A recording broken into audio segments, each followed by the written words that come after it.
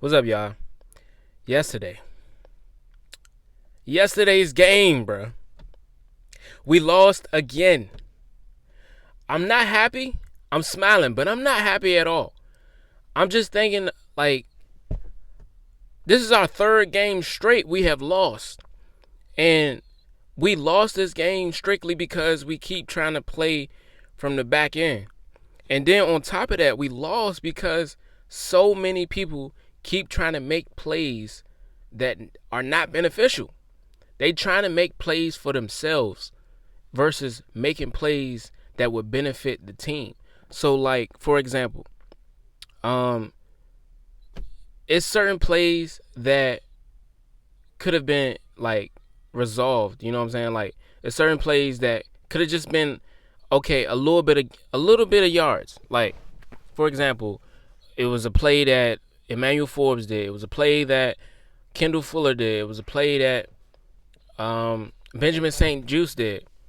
I think the secondary really needs some help, and that's mostly because they kept trying to make a play. You know what I'm saying? They kept trying to make a play, probably get a pass deflection, but it was like I don't think they understood what they was giving up when they did it.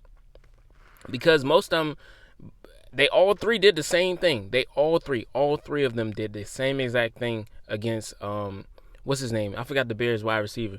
But they all did the exact same thing.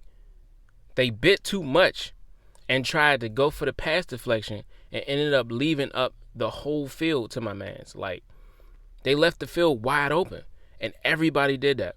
And then what started it off, started the whole they drive off was the fact that what is his name? Percy Butler came down every time he was supposed to go back. So he did that twice, and that's what gave them the touchdown. And it was honestly coming from the secondary. I mean, of course, the player's not gonna point the blame. You know, everybody gonna keep saying, yeah, we could do better as a team, as a unit. It was a lot of people that stood out as a unit. You know, it was a lot of people that stood out. To me, Chase Young stood out. Montez Sweat stood out. Deron Payne stood out. Jonathan Allen stood out. The whole front line stood out. I mean, they did, honestly, they still got some work to do because they left, you know what I'm saying, they left up, they allowed so many yards. But, bro, when you playing four people on the line, I still feel like that's not good enough. So, I think we was playing like, I think we had two safeties. Because I guess because of last week and how Emmanuel Forbes did one-on-ones with A.J. Brown, that they decided to go two safeties this week. But, man, I think right off the back, I think we should have switched the game plan to something else because it was looking terrible on the first two drives. And we was getting ran over. We was getting passed on. And I'm like, bro, this is by a team that is 0-4. And like I said before, it don't matter. You play NFL teams, you don't know how they play. Like, every team is different. It don't matter what the record is. Anybody can come out of nowhere and just win. Like, if you're not focused, if you're not making sure you focus on this one game and this one drive and this one play, if you're not focused, they can get ahead of you. And that's the thing. We came out weak. We did. And you know, the second half we came with a lot of thunder and fire, but it was too late, bro. It was way too late. That's a huge gap we had to cut off. I think we was by the half we had 3 and they had 27. Bruh. It was possible cuz look, they scored 10 points extra. And it was like when the score was 20-30, we was supposed to get those 2 drives or 3 drives. I think it was 3 drives. We were supposed to get those 3 drives and you know, really take it to the house. But we failed on them last few drives and them opportunities. And, you know, one of those things I said that we needed to capitalize on was turnovers. And my boy Deron Payne forced a fumble. And nobody got it. And look, Deron gave up after he forced the fumble. He was tired. He just stood off to the side and waited. But no, you got to get in there. And that's something he could have did better on. But honestly, I wouldn't even put the blame on the front line. The front line, they let up a lot of rush yards, but to me, honestly, I felt like the blame should be placed on the cornerbacks. The cornerbacks.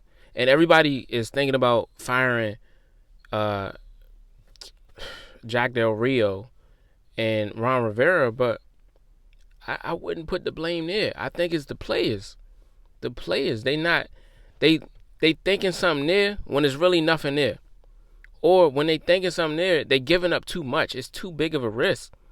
So they keep trying to, for example, Kendall Fuller, he bit down too much and tried to send his whole body to block the football, and he missed it by a few inches, and it went higher than what he thought it was, and then that left room for my mans to get a 40-yard, 50-yard touchdown.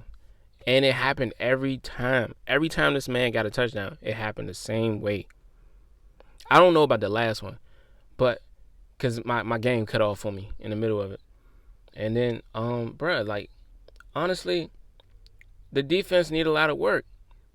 I think Jack Del Rio is great. He's been proven since 2020 that he's been doing a great job. So it's obvious that it's not him. I mean, I think people just hate this man for some reason. I don't know what it is, but I think people just want him gone so bad that they just keep trying to find anything.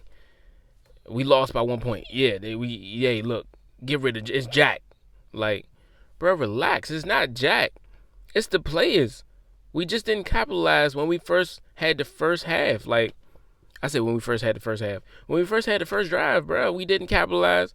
And when they had the first drive, we didn't stop them. We didn't stop anything. Everything was whatever they wanted. They came into our house and got the W.